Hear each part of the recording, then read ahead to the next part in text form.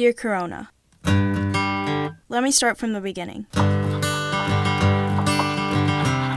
I was across the country when I heard you were in town, walking down Constitution Avenue in Washington, D.C. They're canceling our trip, my classmates said. We're going home and school's canceled for 2 weeks. We booked a next-day flight to our hometown of Sacramento and said our goodbyes. Maybe you weren't so bad.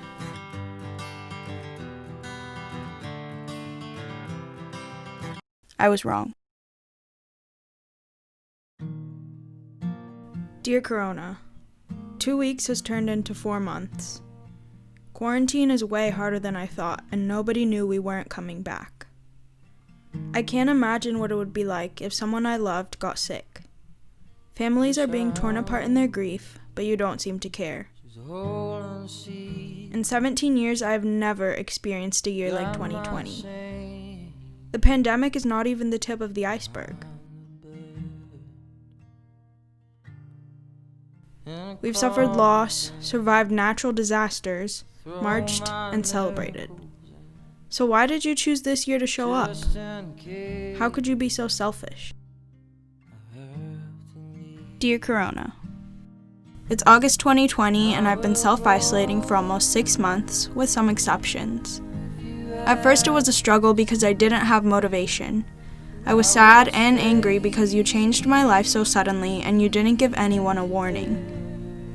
You've taken away the people I love and forced us to stay apart. These people impacted my daily life more than I thought. Seeing them was the highlight of my days, and now the closest I can get to them is through a screen. I didn't think that my life could get any more average. But don't get me wrong, you're not all bad. Life moves so fast, and I kind of like the feeling of a slower-paced life. We don't realize the value of a moment until it's over. Since quarantine, it's gotten easier to recall certain moments. Life has slowed down in a way that it never has before, and you've given me time to reflect on the past and the small moments I've taken for granted. I miss waking up for school at 6 a.m., as much as I didn't want to. And greeting my lit teacher with tired eyes as I walked into first period. And the long-awaited lunch break where I forgot about schoolwork and I spent time with my friends. I miss driving straight to practice after school and playing with my team and taking a nap as soon as I got home because I was so exhausted. As much as I hated it, I missed staying up late to finish homework because that meant I was going to school the next day. Dear Corona, you've restricted us so much that even grocery shopping is a trip.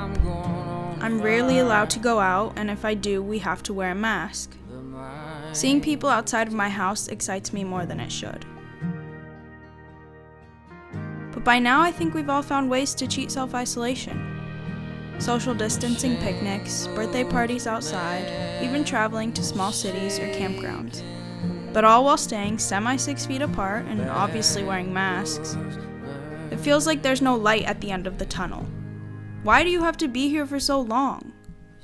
Some schools aren't reopening, time with friends is non-existent, and this is supposed to be our new normal. I hope you leave as soon as you came, because 6.5 months has been way too long for you here.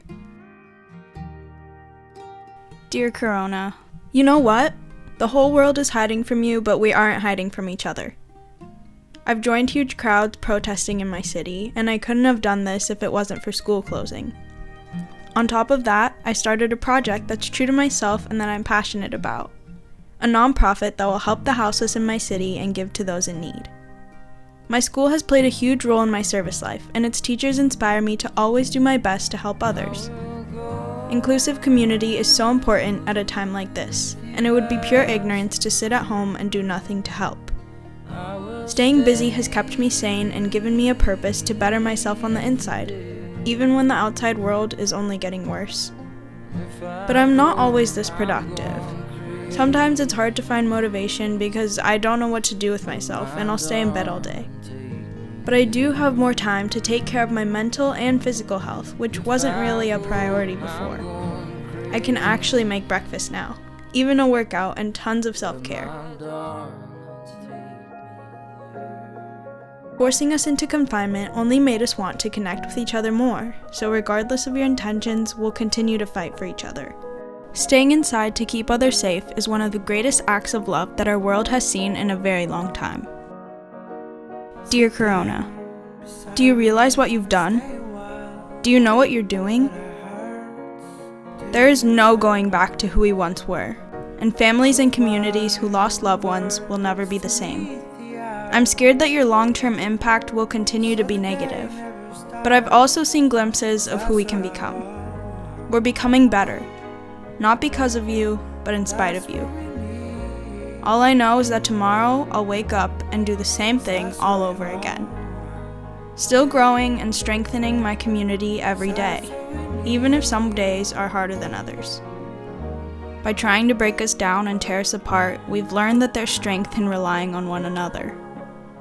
I have hope that the lessons of this time will lead to something better in the future, whatever that may be. And as powerful as you are now, one day you'll be so powerless to stop that. Sit down beside me and stay a while. Goodbye forever, Mariana. Till we're